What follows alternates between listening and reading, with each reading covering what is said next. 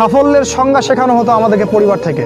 সফল হতে হবে বাবা, নিজের পায়ে দাঁড়াতে হবে, বিয়ে করবি কি নিয়ে, তোর তো কিছুই নাই, চাকরি বাকরি করতে হবে, প্রতিষ্ঠিত হতে হবে। শোনো, সাফল্যের একটা সংজ্ঞা দিয়েছেন আল্লাহ কোরআনে, একটাই সংজ্ঞা। সূরা আলে ইমরানের মধ্যে আছে, কুল্লু নাফসিন যায়িকাতুল মাউত, প্রত্যেকটা নফস মারা যাবে এবং কিয়ামতের মাঠে তাদের পুরোপুরি প্রতিদান তাদেরকে দেয়া হবে। ওই দিন কিয়ামতের মাঠে যাকে জাহান্নাম থেকে বাঁচানো হবে, এই ব্যক্তি হচ্ছে সফল। মানুষকে আবেগ দেখা কি না? মানুষ আপনার চোখের পানির মর্ম বুঝবে? মানুষ কি মানুষের চোখের পানির মর্ম বুঝে? আপনার পিতা যদি মারা যায়, আমার কাছে এসে দোয়া চান কান্নাকাটি করে, আমি দোয়া করতে পারবো, কিন্তু আমি কিন্তু আপনার ফিলিংসটা বুঝতে পারবো না। আপনার অনুভূতি কে বুঝতে পারবেন?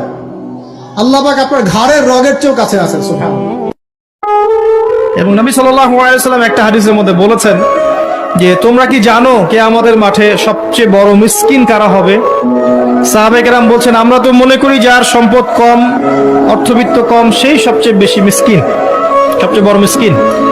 আল্লাহর নবী সাল্লাল্লাহু আলাইহি ওয়াসাল্লাম বলছেন, বরং প্রকৃত মিসকিন সে ব্যক্তি যে কিয়ামতের মাঠে নামাজ, রোজা, হজ, যাকাত আমলের নেকি নিয়ে উঠবে, পাহাড় সম নেকি নিয়ে উঠবে, কিন্তু অনেক পাওনাদার দাঁড়িয়ে থাকবে। কারো হক নষ্ট করেছে, কারো গীবত করেছে, কারো অপবাদ, কাউকে অপবাদ দিয়েছে, কাউকে অত্যাচার করেছে, সবাই দাঁড়িয়ে থাকবে। এদের হক আদায় না করা পর্যন্ত সে পুলসিরাত পার হতে পারবে না।